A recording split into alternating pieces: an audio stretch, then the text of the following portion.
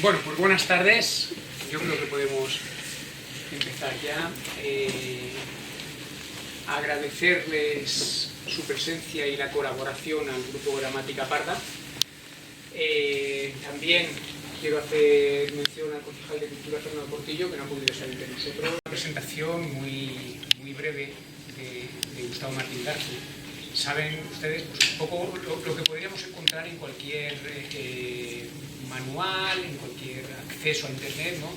Que ha sido Premio Nacional de Narrativa por el lenguaje de las fuentes, que ha sido Premio Nacional de Literatura Infantil y Juvenil por Tres Controladas, que ha sido Premio Nadal por las historias de Marta y Fernando, entre otros muchos premios como el Ciudad de Torrevieja, como el Miguel Delibes, como el de la crítica de Castilla y León a toda su obra, ¿de acuerdo? Es decir, un escritor traducido al italiano, traducido al francés, traducido al griego, obra de quien consideramos es uno de los escritores más de la orden de sacrificio por parte de Abraham a su hijo Isaac, por ese Dios todopoderoso y misericordia, ¿no? Que quiere probar la fe de Abraham. Y Isaac, Gustavo Martín Garzo nos hace ver el mundo desde los ojos de Isaac, ¿no? Isaac nos dice que nadie, sin embargo, contó la historia de mi corazón herido. El corazón herido de aquel niño que veía que aquel ser nacido para protegerle era aquel ser que amenazaba su propia vida, ¿no? Y qué puede ser de un corazón que ha sufrido eso ya de por vida, ¿no? Nada, porque él tiene una de sus películas que se llama Las Mil y una Noches. Él en un momento determinado hizo 3 películas que se basaban en 3 recopilaciones de cuentos muy conocidas, que forman parte un poco como de nuestra cultura, ¿no? Una era el de Camerón, ¿no? De Boccaccio, otra era Los cuentos de Canterbury, y la tercera era Las Mil y una Noches. Entonces, claro, es curioso cómo Pasolini en un momento determinado que empieza haciendo un cine que está como más apegado, digamos, a la realidad, al mundo real, ¿no? Aquellas primeras películas, Sacatone, Mamma Roma, etcétera, ¿no? Que bueno, que publicaban un poco lo que era la vida en los arrabales sobre todo de Roma, ¿no? Que es la ciudad que es más conocida, ¿no? En un momento determinado necesita nutrirse un poco de ese otro mundo, que es el que Pedro ha llamado el mundo del mito, de todas esas obras digamos, de la cultura, grandes obras de la cultura que de alguna forma sostienen el mundo nuestro, el mundo occidental.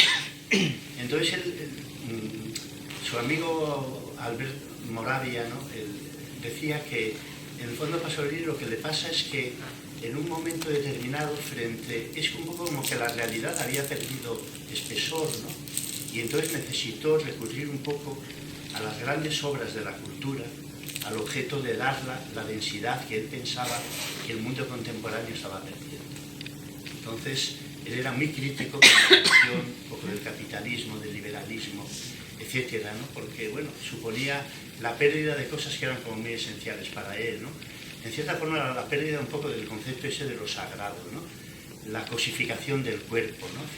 Etcétera, ¿no? El transformar un poco como el cuerpo en un objeto de consumo. Esto le ponía, en fin, le desesperaba completamente, ¿no? Y entonces él quería un poco como reivindicar ese mundo que era el mundo, en el fondo el mundo del relato, de los grandes relatos que han acompañado al hombre desde el origen de los tiempos, ¿no? Donde, bueno, las cosas no solamente eran lo que parecían, ¿no? Sino que bueno, había ahí como un trasfondo, había todo un mundo detrás, ¿no? Que esos relatos trataban de alguna manera de rescatar, ¿no?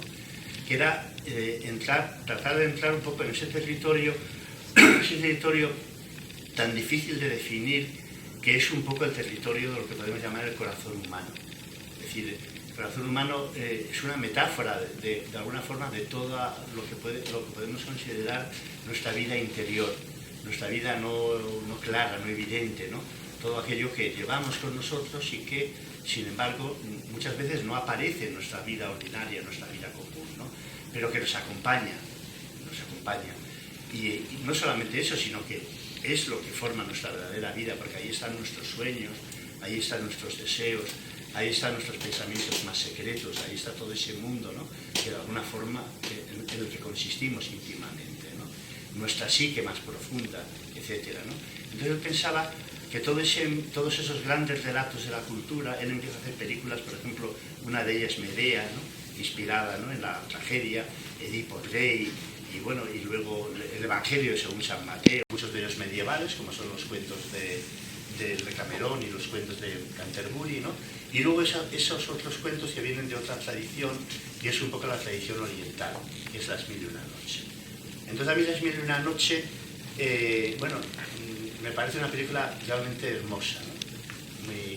Es un cine, digamos, muy distinto al que se puede hacer ahora, porque Pasolini no trabajaba con muchos medios, pero tenía una gran imaginación y era capaz como de suplir la falta de medios con soluciones muchas veces sorprendentes, ¿no? Él era un hombre extraordinariamente culto, ¿no? Y entonces todo lo que aparecía en sus películas estaba cargado, digamos, de sentido, incluso las libertades que se tomaban en relación al vestuario y a la recreación un poco como de esa época, ¿no? Entonces, claro, Las Mil y una Noche es un libro que es un libro fascinante, realmente, porque en el fondo hablar de Las Mil y una Noche es ya sabéis, conocéis la historia, esa mujer Sherezade que cuenta cuentos al sultán al objeto, digamos, de salvar su vida.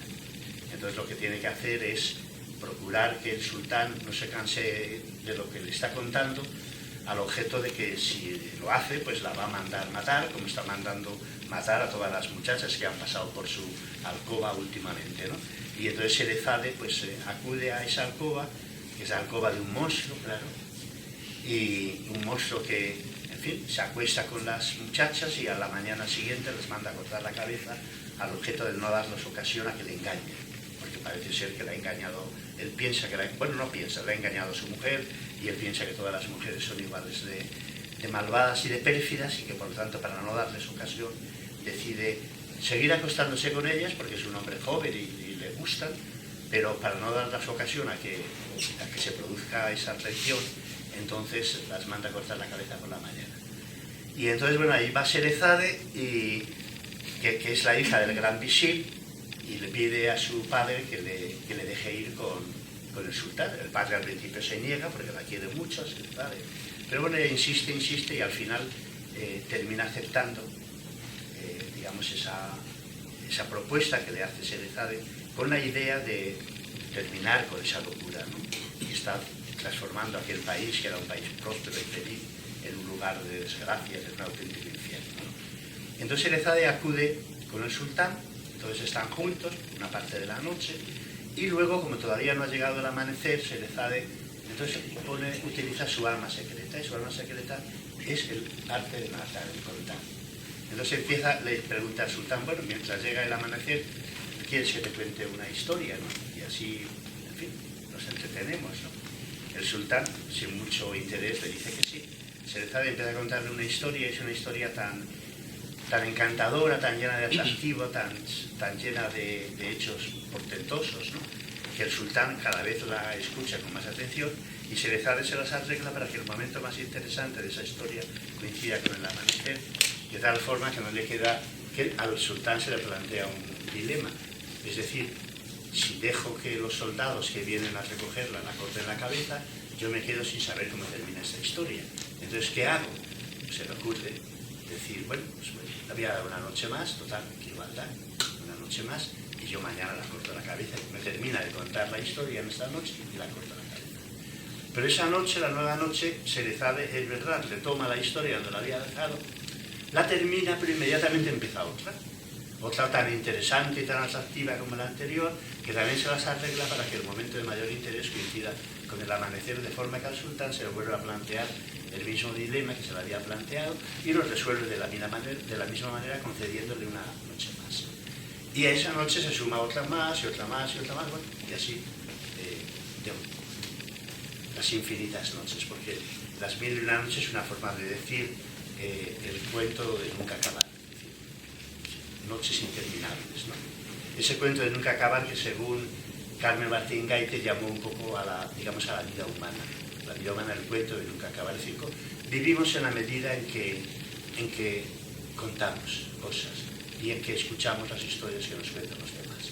O sea, al hombre y a la mujer, al ser humano, no le basta con vivir su vida sino que necesita transformarla en palabras. Necesita, o su aspiración máxima es hacer de su vida una historia que los demás puedan escuchar con interés. Eso es un poco la búsqueda humana, ¿no? Y de hecho, si lo pensáis bien, siempre que vivimos algo que nos parece interesante, hablamos de una cosa interesante cuando es digna de ser contada a alguien.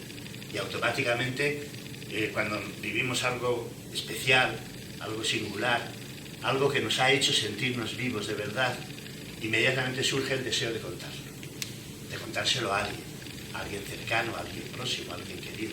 Fíjate lo que me ha pasado. Así en el fondo empiezan todas las historias, ¿no? Pasa lo mismo con los viajes. Cuando un viaje nos parece estupendo y lo pasamos muy bien, ya estamos pensando en el momento del regreso, en el momento en que vamos a llegar a nuestra casa y a nuestros amigos les vamos a contar las cosas que nos han pasado. Y es otra forma, ese contar es otra forma de viaje, probablemente casi me atrevería a decir incluso más profundo o más hondo que el primero, ¿no? Pensar que la primera novela, digamos, de Occidente, que es la Odisea, es eso justo, ¿no? Es decir, Ulises regresa de ese viaje donde le suceden un sinfín de aventuras y entonces, básicamente, lo que le piden, una vez que ha regresado, y la han encontrado allí en las costas de los Feacios, ¿no? Me parece que es en esa escena preciosa, Nausicaa, que es la hija del rey, y sus amigas están jugando a la pelota en la playa, ¿no? Y entonces de pronto descubren allí un náufrago, ¿no? Y entonces, bueno, se sorprenden, le ven, bueno, les atrae porque es un hombre como muy apuesto, ¿no? Y entonces, bueno, le llevan al palacio, le dan la posibilidad de que se bañe, le dan ropas nuevas, le invitan a cenar, y una vez que ha pasado todo esto, inmediatamente le preguntan, a ver, cuéntanos, o sea, ¿quién eres? ¿De dónde vienes? ¿Qué te ha pasado? ¿No? Es la historia, la pregunta eterna que siempre hacemos a los demás, ¿no? Cuéntame que, a ver, ¿quién eres? ¿No? Por ejemplo, esa es la primera pregunta del amor. El amor siempre surge de manera inesperada, nos sorprende, no sabemos qué poder tiene esa persona para perturbarnos de la manera en que lo hace y por qué nuestra vida, que antes nos parecía completa, de pronto, en la medida en que esa persona llega a nuestra vida, todo lo pone patas arriba y lo que antes nos servía ya no nos sirve.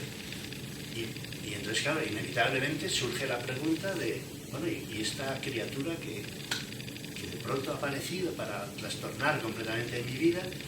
¿De dónde viene? ¿Quién es? Ese poder que tiene sobre mí, ¿de dónde nace? Y entonces, claro, por eso digo que la primera pregunta del amor es siempre ¿quién eres tú? De alguna forma la hacemos. Y estamos esperando que nos cuente cosas acerca de su vida para poder saber quién es, ¿no? Es decir, la persona que amamos siempre es una persona desconocida. Siempre es una persona de la que no sabemos muy poco, de la que queremos saber más, digamos. Saber más de lo evidente, más de lo que ella misma nos cuenta, ¿no? Es portador de un secreto, portador de un misterio que queremos descubrir, ¿no? Toda historia de amor es eso, es la historia del descubrimiento como del secreto del otro, un acercarnos al misterio de los demás, al misterio del otro. Y eso siempre, pues en el fondo, comporta pues, una historia que queremos descubrir, ¿no? Y entonces, bueno, la vida básicamente es eso, un contar sin parar cosas. Y además, fijaros que lo estamos haciendo constantemente, es decir, vamos en un autobús y nos encontramos con un conocido y nos contamos cosas, vamos a un mercado y estamos contando lo que hemos hecho, o escuchando las cosas que nos cuentan los demás, ¿no? En los recreos de los institutos, pues ¿qué se hace? Contar las cosas que se han vivido, en fin, cada uno luego por su cuenta, ¿no? Es decir, a mí me gusta mucho el cine, yo recuerdo que había una tradición entonces que la disfrutábamos muchísimo, que era contar las películas. Contar las películas, porque había películas que eran toleradas y otras películas que no eran toleradas.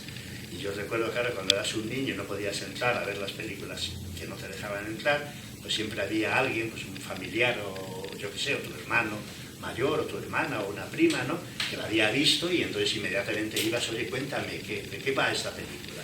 Y se ponían a contar y había auténticos contadores de historias, ¿no? Maravillosos, ¿no? Que te lo contaban con todo tipo de detalles, ¿no?